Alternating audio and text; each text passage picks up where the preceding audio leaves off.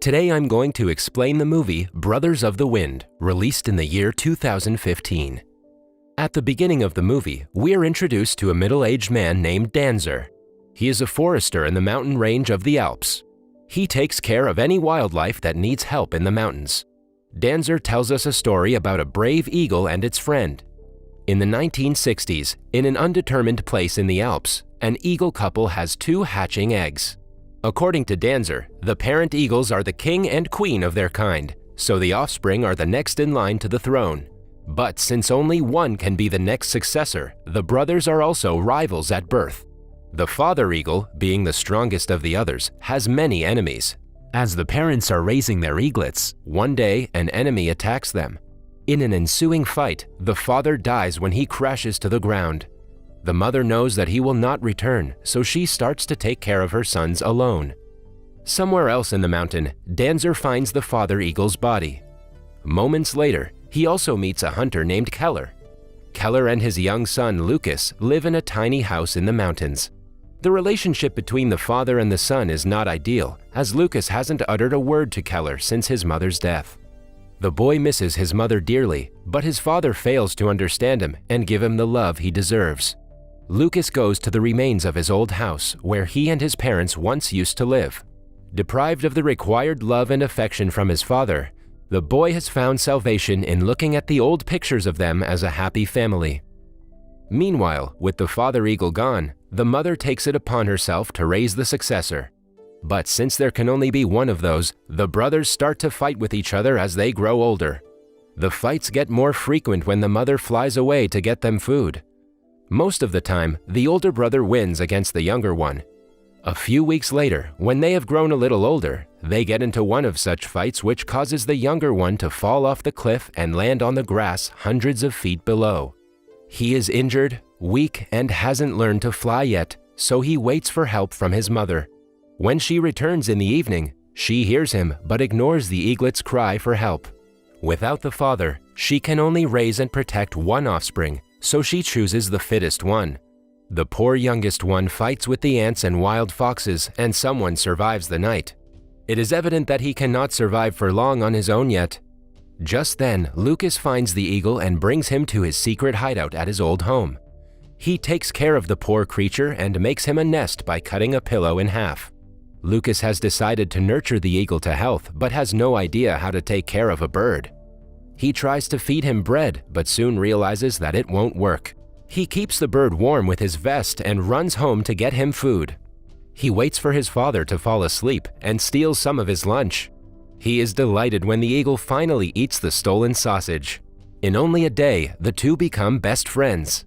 Danzer sees them play together in the field and decides to help Lucas train the bird. The following day, Lucas collects hay from the forest and builds a nest for his friend. He even collects worms for the bird, but it refuses to eat them. Danzer arrives at the house and tells him that sausages and worms are not healthy for eagles. Instead, he gives him a duck liver. The bird happily eats the flesh as Danzer had predicted. He also advises Lucas to bring him outside so he can get plenty of sunlight, which will help his feathers to grow.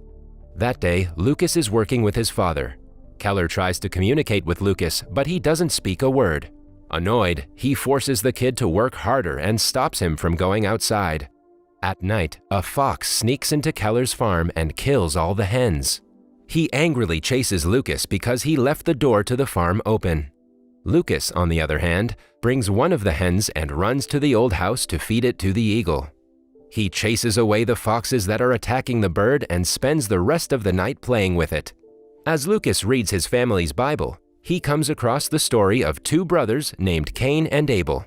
Since the story sounds a lot like the eagle's story, he names it Abel. As Lucas takes care of Abel, his brother Cain is being trained by his mother to rule the mountains. Lucas also tries to teach Abel to fly, but because of his lack of knowledge, he fails. While he is trying to train the bird one day, Danzer arrives and invites him to go live with him during the summer. He offers to teach Lucas how to train Abel and even gets permission from Keller about the matter. On being taken to the forester's cabin, Lucas sees a portrait of a young boy and an eagle that looks awfully like him and Abel. The following day, in an attempt to teach Abel to hunt, he catches a fish and hands it to him. However, Abel lets it slip away. Some days later, both Abel and his brother Cain grow their new pair of wings. Before Abel, his brother learns to fly with the help of his mother. Lucas tries to train Abel to fly. He hangs him in a nest-like bucket from the roof, but it is not successful at first. Eventually, the bird starts to soar in the air. That night, they both fall asleep on the roof of the old house, but when Lucas wakes up the next morning, Abel is missing. He gets worried and starts to look around when he notices Abel flying in the sky.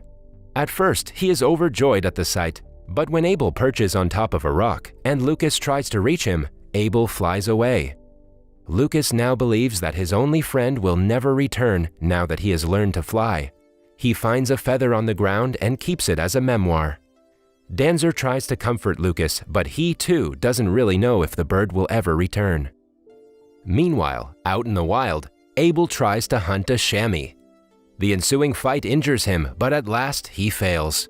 Life is not easy for him, as he has to save himself from Keller's shotgun and his own brother, who is now a great hunter. For the next few days, Lucas searches for Abel tirelessly.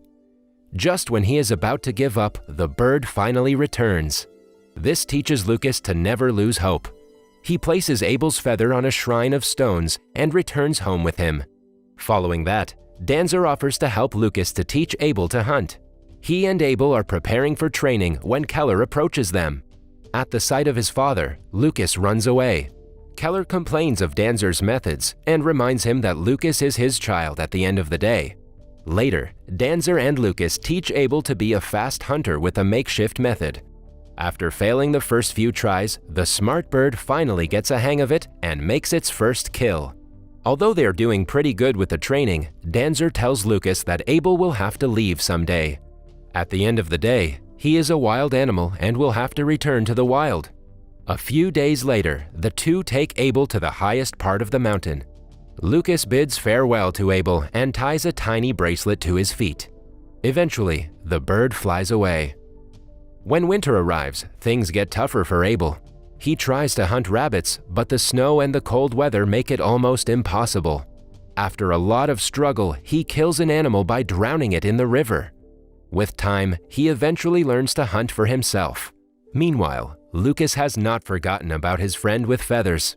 He thinks of Abel every day. His father lays out bear traps for the wild animals, which he removes in order to save them. One day, he goes to the shrine that he made with Abel's feather and falls asleep in the snow thinking of him. He wakes up some hours later to see a wolf very close to him. The kid panics and runs away, but on his way, he accidentally steps on a bear trap set up by his father. His screams alert Danzer, who, thankfully, happens to be nearby. The forester scares the wolf away with his rifle and helps Lucas get his leg out of the trap. In the meantime, Abel reaches his birthplace and meets his brother Cain. He has now grown into a beast of a bird. There is still tension between the brothers. We see them hunting together and fighting for flesh. One day, Danzer tells the story of the Brothers of the Wind to Lucas. The story is similar to that of Cain and Abel. Lucas wants to know how the story ends, but Danzer claims that even after knowing the last page, they would still not know the outcome. On one of Danzer's expeditions, he sees the Eagle brothers at peace sharing a branch. Lucas, on the other hand, decides to leave his father and make his way to the other side of the mountain to live alone. He is in the old house about to leave when Keller finds him and asks him to light a match. A flashback shows us that Lucas's mother was killed in a fire that he accidentally created. When Keller lights the match, Lucas runs away and escapes into the mountains. Keller goes after his son, worried for his safety. A while later, Lucas is climbing a mountain when a rock slide showers upon him.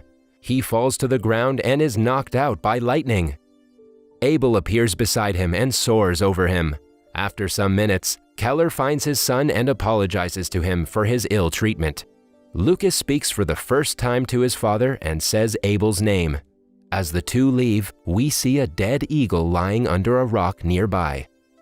It is now a few years later. Lucas and Keller have mended their relationship. They are climbing up the mountain in the snow, carrying wood to light a fire. Lucas says he feels Abel is still alive. It is revealed that he has still not accepted Abel's death and hopes he will be back someday. However, Keller doesn't share the view.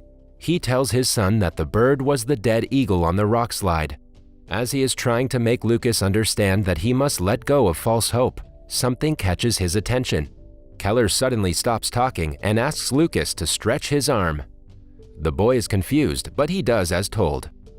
To his surprise, Abel appears and perches on Lucas's arm. The eagle that died in the mountains turns out to be his brother Cain. Lucas is beyond delighted, but he knows that it is time for him to let go of his friend for good. He takes off the bracelet that he put on Abel's foot a long time ago and frees him. Moments later, Abel soars into the sky. In the last scene, Abel and a female eagle are in their nest waiting for the arrival of a new hatch.